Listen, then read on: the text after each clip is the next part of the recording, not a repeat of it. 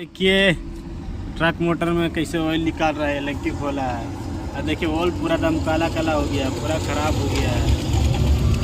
आप लोग भी देखिए तो बताए ऑयल चेंज करना है कि नहीं चेंज करना है। दूसरा ये लंकी भी खोलने जा रहा है, ये पहला वाला ये लंकी खुला है ऊपर वाला।